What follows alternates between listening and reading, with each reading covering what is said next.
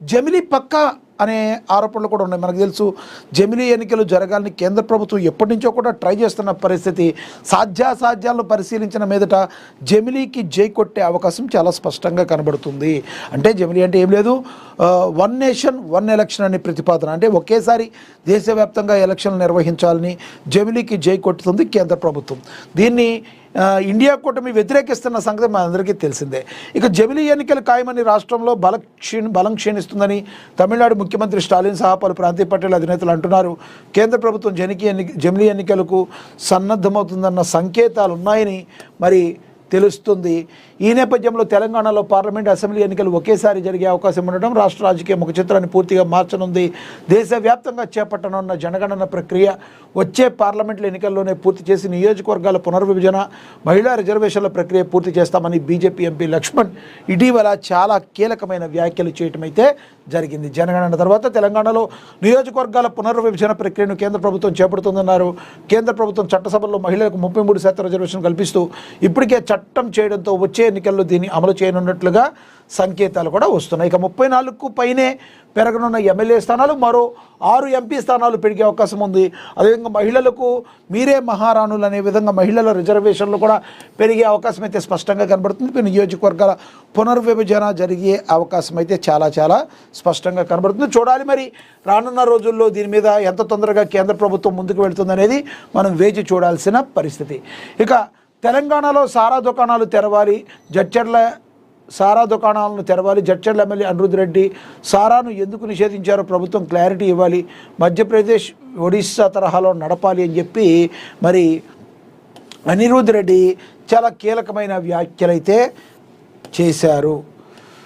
ఇక జడ్చర్ల ఎమ్మెల్యే అనిరుద్ రెడ్డి సారాను ఎందుకు నిషేధించారో ప్రభుత్వం క్లారిటీ ఇవ్వాలని, మధ్యప్రదేశ్ ఒడిశా తరహాలో నడపాలని చెప్తున్నారు. రాబోయే అసెంబ్లీ బడ్జెట్ సమావేశంలో తాను ఒక బాంబు పేల్చబోతున్నానని జడ్చర్ల ఎమ్మెల్యే అనిరుద్ రెడ్డి చెప్పారు. గతంలో స్వచ్ఛమైన సారా తాగిన వారు 115 ఏళ్ల వరకు ఆరోగ్యంగా బతికేవారని, కానీ ఇప్పుడు లిక్కర్ తాగి 80 ఏళ్లకే చనిపోతున్నారని అన్నారు. శాస్త్రీయంగా చూస్తే సారా ఆరోగ్యానికి హానికరం కాదని ఆయన వాదించారు. అసలు తెలంగాణలో సారాను ఎందుకు నిషేధించారో ప్రభుత్వం క్లారిటీ ఇవ్వాలని డిమాండ్ చేశారు. ఏమండి అనిరుద్ రెడ్డి గారు, ఇప్పటికే లిక్కర్ విషయంలో ఆగలేక వస్తుంటే ఇక సారా అంటే మీరు చెప్పినట్టు మంచి సారా ఒకవేళ ఎక్కడన్నా తయారు చేసి ప్రభుత్వాన్ని అడిగితే దానిలో మళ్ళీ కల్తీ చేస్తారు కదా, దానిలోంచి కల్తీ వచ్చేప్పుడు ఆల్రెడీ లిక్కర్ తాగి చచ్చిపోయేవాళ్ళు మీరు అన్నట్టు 80 ఏళ్ళలో చచ్చిపోయేవాళ్ళు ఉంటే ఇక నాటు సారా తాగి చచ్చిపోయేవాళ్ళు కూడా ఉంటారు. ఇప్పటికే కళ్ళు ఉంది, కళ్ళు మంచిది అంటారు. మరి కల్తీ కళ్ళు ఎలా ఉంది? కల్తీ కళ్ళు తాగి సంవత్సరానికి రాష్ట్రంలో ఎంతోమంది చచ్చిపోతారు. ఇక సారా కూడా తీసుకొచ్చి మీరు కొత్తగా పెడతారా అని చెప్పి రాజకీయ విశ్లేషకులు ప్రశ్నిస్తున్నారు. ఏం ఆలోచిస్తున్నారు మీరు? ఈ మద్యం లిక్కరు ఇవన్నీ వదిలేండి, రాష్ట్రం మీద అభివృద్ధి మీద పెట్టండి, మీ వీధులు ఏ రకంగా ఉన్నాయి వీటి మీద పెట్టండి, సారా గురించి మీకెందుకండి అని చెప్పి విశ్లేషకులు చెప్తున్న మాట. మీరేమంటారో కామెంట్ బాక్స్ రూపంలో కామెంట్ చేయండి. అనిరుద్ రెడ్డి గారికి రాత్రి కల్లో ఏదొస్తే పొద్దున్నే అదే మాట్లాడతాం, కామన్గా అలవాటు ఉంటుంది. ఇక క్లారిటీ ఇవ్వాలని, 0 అవర్లో ఈ అంశాన్ని లేవనెత్తుతానని, సారా దుకాణాలను మళ్లీ తెరవాలని కోరుతున్నానని చెప్పారు. మధ్యప్రదేశ్ ఒడిశా వంటి రాష్ట్రాల్లో ప్రభుత్వాలు అధికారికంగా సారా దుకాణాలు నడుపుతున్నాయని, ఇదే తరహాలో తెలంగాణ కూడా ఎందుకు అమలు చెయ్యకూడదని అనిరుద్ రెడ్డి ప్రశ్నించారు. అనిరుద్ రెడ్డి గారు మరి మీ ఇష్టం, లేవనెత్తండి.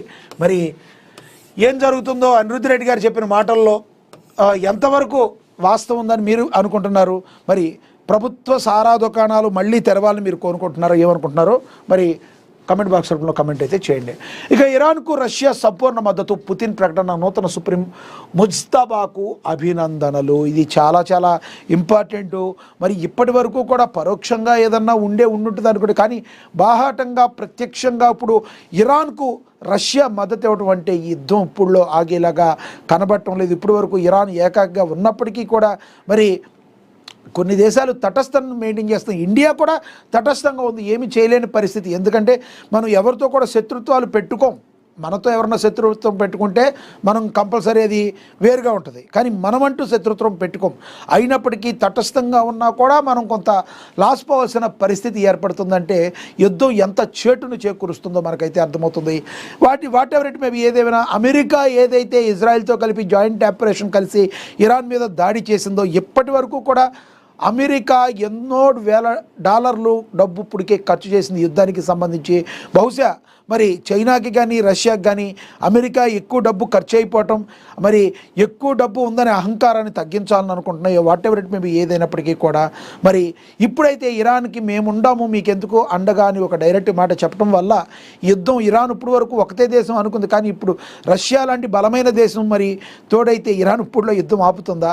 సో ఇది మొత్తానికి కలిపి అమెరికా యొక్క మరి ఆర్థిక మూలాల మీద తీవ్రమైన ప్రభావం పడే అవకాశం అయితే చాలా స్పష్టంగా కనబడుతుంది. ట్రంప్కి ఇది చాలా పెద్ద ట్రంప్ కార్డ్ లాగా అయితే కనిపించేటట్టుంది. ఏదేమైనప్పటికీ అంత ఈజీ కాదు ట్రంప్ గారు ఇరాన్ని మీరు మరి లొంగ తీసుకోవడం అనేది. మరి పెద్ద పెద్ద తలపండిన నేతలు అయితే చెప్తున్నారు, రాజకీయ విశ్లేషకులు చెప్తున్నారు. మరి దౌత్యపరంగా కూడా మరి ఆలోచించినప్పటికీ కూడా ఒక దేశాన్ని మొత్తం సర్వనాశనం చేసేసి ఆ దేశాన్ని మీ కంట్రోల్లోకి తెచ్చుకోవాలనుకోవటం మరి అదంత ఒక హాస్యాస్పదంగా మాట్లాడే అవకాశం అయితే హాస్యాస్పదంగా ఉండే అవకాశం అయితే చాలా చాలా స్పష్టంగా కనబడుతుంది. రష్యా లాంటి బలమైన దేశం మరి ఈ రకంగా ఇరాన్కు మేమున్నామని అండగా చెప్పటాన్ని మరి మీరేమనుకుంటారు చెప్పండి. అసలు ఏం ప్రచురించారో చూద్దాం. ఇరాన్కు రష్యా సంపూర్ణ మద్దతు, నూతన సుప్రీంగా ముస్తాబాకు అభినందనలు. రష్యా అధ్యక్షుడు పుతిన్ కీలక ప్రకటన చేశారు. ఇజ్రాయెల్ అమెరికాలతో చేస్తున్న యుద్ధంలో మరి తమ మిత్రమైన ఇరాన్కు సంపూర్ణ మద్దతు ఇస్తామని ప్రకటించారు. టెహ్రాన్కు మాస్కో అండగా ఉంటుందని హామీ ఇచ్చారు. ఇరాన్ నూతన సుప్రీం లీడర్గా ఎన్నికైన ముజ్తబా ఖమేనీకి అభినందనలు తెలిపారు. తన తండ్రి ఖమేనీ స్థానంలో వచ్చి ముజ్తబా ఇరాన్ మరింత ముందుకు తీసుకెళ్తాడని నమ్ముతున్నట్లుగా పుతిన్ పేర్కొన్నారు. ప్రస్తుతం ఆ దేశం ఎదుర్కొంటున్న సమస్యలు పరిష్కరించి ప్రజలందరినీ ఏకతాటిపైకి తీసుకొస్తారన్న ఆశాభావం వ్యక్తం చేశారు. సాయుధ దురాక్రమణను ఎదుర్కొంటున్న ఇరాన్కు ముజ్తబా అవసరమన్నారు.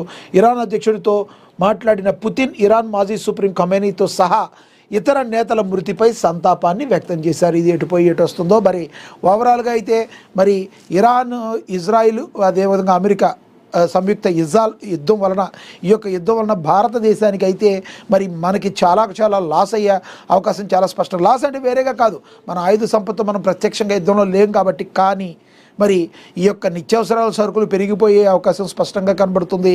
మరి ముడి చమురుల ధరలు పెరిగిపోతాయి. అయితే ఇప్పటికైతే కేంద్ర ప్రభుత్వం ప్రకటించింది ఆయిల్ కంపెనీలు ఏవైతే ఉన్నాయో వాటిని మీరు తీసుకోవాలని. బ్యారెల్ ధర కూడా ఇప్పుడు $100 చేరిపోయిన పరిస్థితి. మరి ఇలాంటి క్లిష్ట సమయంలో మరి ఎటువంటి నిర్ణయాలు తీసుకుంటుందని వేచి చూడాలి. కొంతకాలం తర్వాత కేంద్ర ప్రభుత్వం కన్నా మరి చేతులు ఎత్తేసి ప్రజల మీద కూడా ఒకవేళ పన్నుల భారం పెంచితే మన ఆర్థిక వ్యవస్థ కూడా అస్తవ్యస్తంగా తయారయ్యే అవకాశం చాలా చాలా స్పష్టంగా కనబడుతుంది. అన్నిటికీ ఫుల్ స్టాప్ పెట్టాలంటే మాత్రం కంపల్సరీ మరి యుద్ధం అనేది ఆగిపోతే అందరికీ కూడా శ్రేయస్కరం, భారతదేశానికి, తద్వారా ప్రపంచం మొత్తానికి కూడా శ్రేయస్కరం. భారత్ అయితే కోరుతుంది, అన్ని దేశాలను సంయమనం పాటించాలని చెప్తుంది.